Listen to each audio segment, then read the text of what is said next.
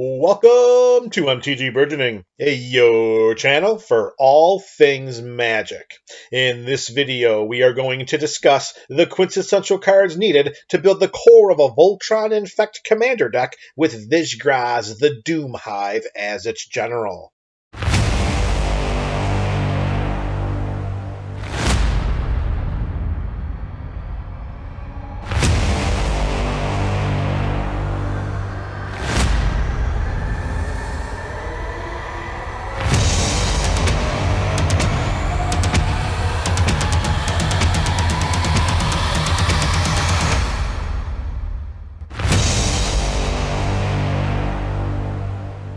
Vishgraz the Doomhive debuted as the secondary commander option in the Corrupting Influence pre-constructed EDH deck from Phyrexia All Will Be One.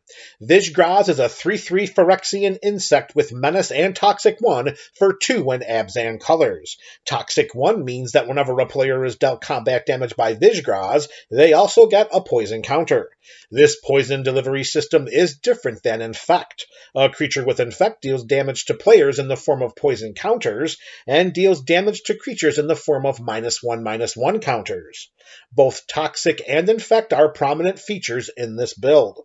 When Vishgraz enters the battlefield, we create 3 1/1 colorless Phyrexian Might artifact creature tokens with Toxic 1 that can't block.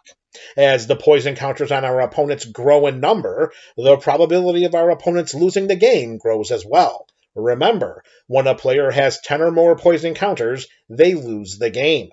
Vishgraz also gets +1/+1 for each poison counters our opponents have.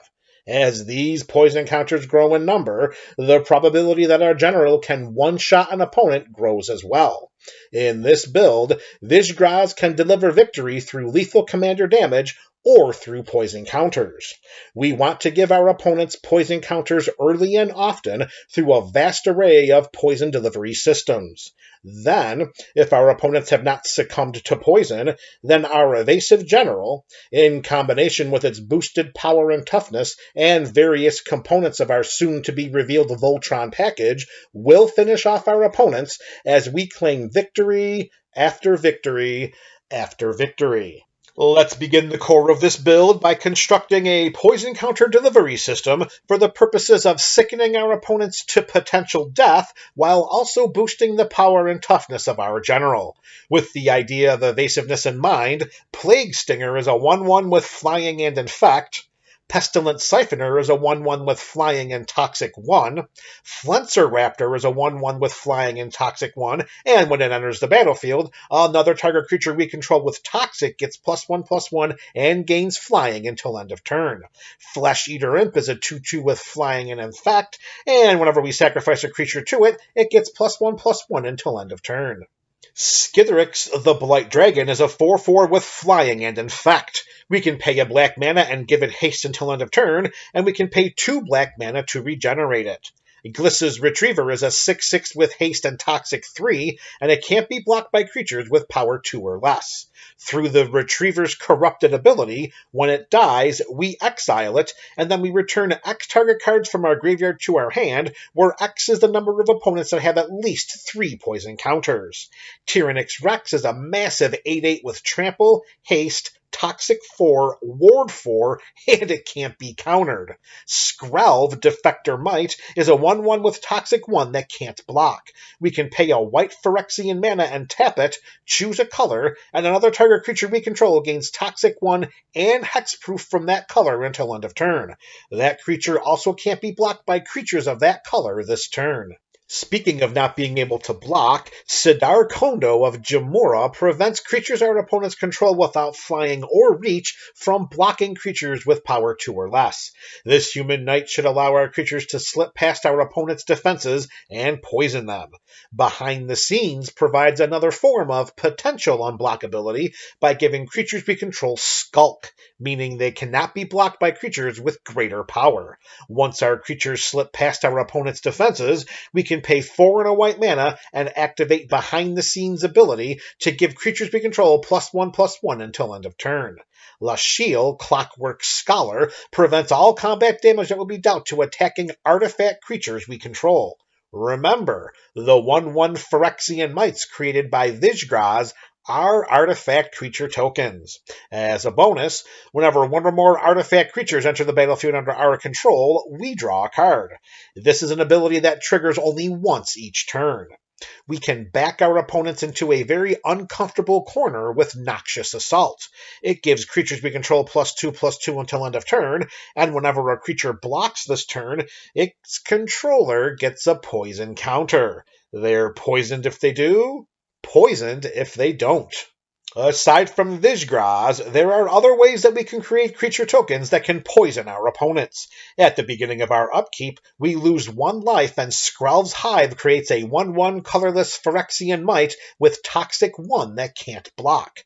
Through this enchantment's corrupted mechanic, if an opponent has at least 3 poison counters, which won't be a problem in this build, then creatures we control with Toxic have lifelink, which is a sneaky good way to hedge against the life lost from Skrelv's Hive.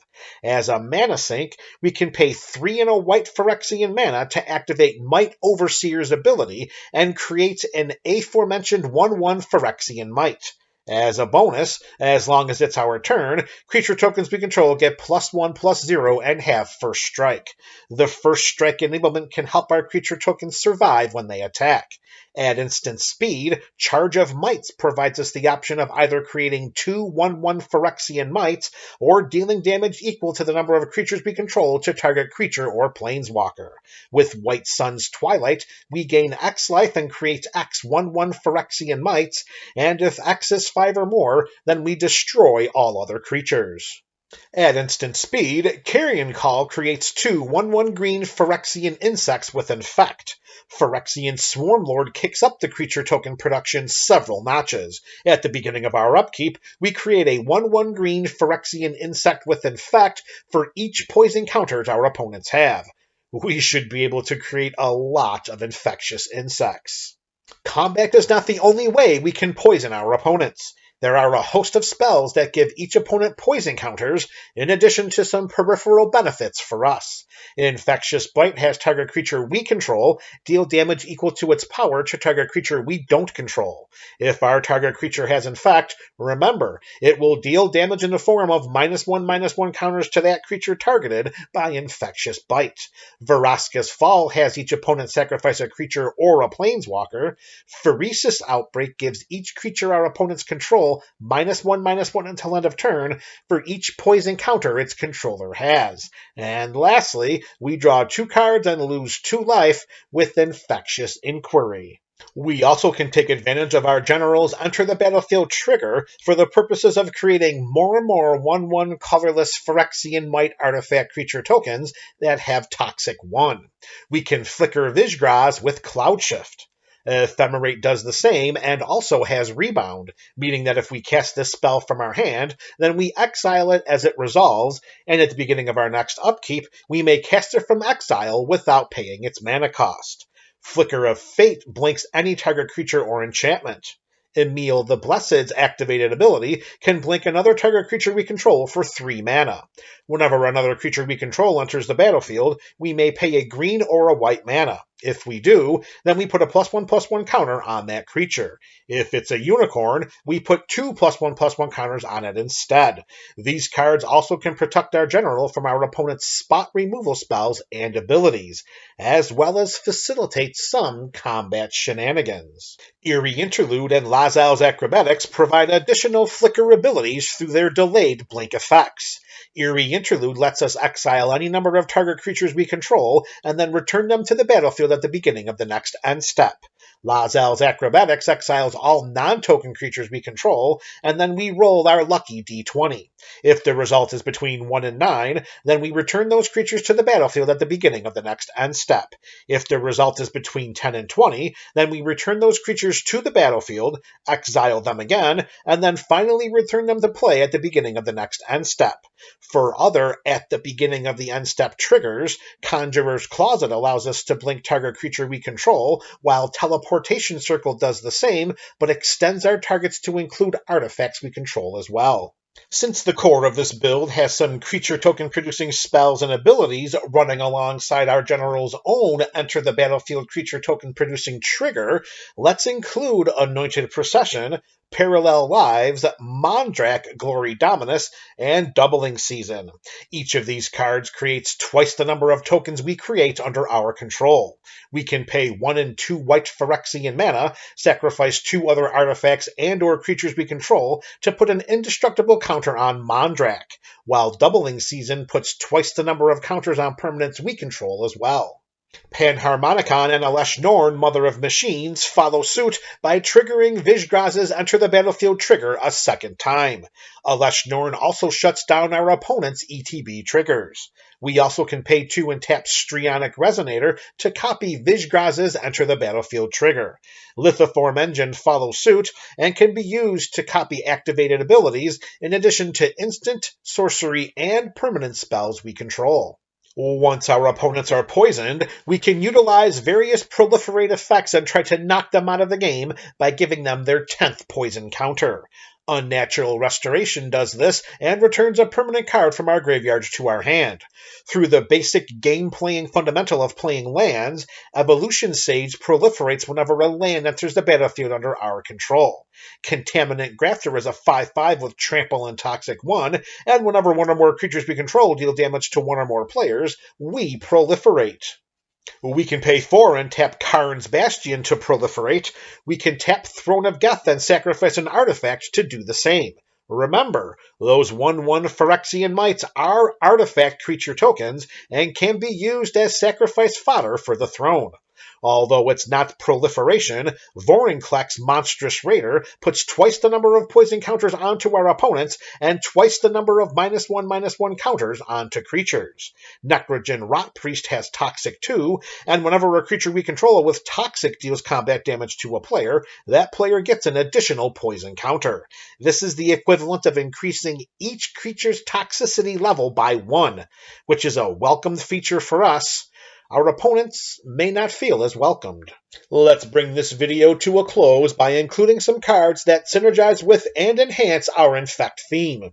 As stated earlier in this video, poisoning our opponents is not our only path to victory in this build. Remember, our general gets +1/+1 for each poison counter our opponents have. Keep in mind, it only takes 3 opponents with 6 poison counters each to boost Vishgraz's power to a lethal 21 points of commander damage, and in this build, reaching that total of poison counters should be easier than Sunday morning. To make our general more threatening, let's include Inquisitor's Flail. If equipped creature deals combat damage, it deals double that damage instead. And if another creature deals combat damage to equipped creature, it deals double that damage to equipped creature instead. Let's prevent this from happening and make Vishgraz unblockable by including Trailblazer's Boots. It gives equipped creature non-basic land walk. Finding an EDH player without any non-basic lands in their deck may be as rare as winter roses. Swiftfoot Boots provides hexproof and haste, which allows Vishgraz to attack the turn it comes into play and keep it protected from spells and abilities our opponents control. Shield of the Oversoul gives Vishgraz +2/+2, indestructible, and additional evasiveness in the form of flying. Hero's Blade offers a free power and toughness boost of +3/+2 because we may attach it to a legendary creature when that creature enters the battlefield under our control. Raised by Giants changes the base power and toughness of Vishgraz to 10/10. Belt of Giant Strength does the same for equipped creature, and its equip cost of 10 is reduced by X, where X is the power of the creature it targets. This cost reduction should easily allow us to pay 0 to equip it to Vishgraz, making it one of the most impactful Voltron components in this build. Vishgraz has Menace, which means that it can only be blocked by at least 2 creatures. Let's exploit the presence of this mechanic by making our general completely unblockable.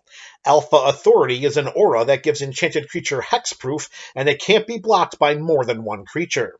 Familiar Ground extends this blocking limitation to all creatures we control, while Dueling Ground allows no more than 1 creature to attack each combat, and no more than 1 creature to block each combat as well. When paired with Vishgraz's Menace ability, any of these cards makes our general unblockable. available, providing easy opportunities to one-shot one opponent after another. Our general has Toxic 1, so it gives an opponent only one poison counter whenever it deals damage to that player, regardless of Vishgraz's power. However, cards like Pheresis and Tainted Strike give Vishgraz Infect, which means that damage is dealt to opponents in the form of poison counters. 18 points of damage dealt to a player from a creature with Infect results in that player getting 18 poison counters. As an instant, Tainted Strike's first strike and Infect enablement lasts only until the end of turn. Hopefully, the friendships in our playgroup will last longer. This video provided a blueprint for building the core of a Voltron Infect commander deck around Vishgraz the Doomhive as its general. Removal spells, disruption, ramp, and the land base can vary from build to build, and also are dependent on metagame preferences and availability. The cards discussed during this video are suggested options for crafting the core of a Voltron Infect EDH deck, in addition to providing ways to optimize this theme. Let me know your thoughts about these recommendations in the comment section below. This is MTG Burgeoning, a channel for all things magic.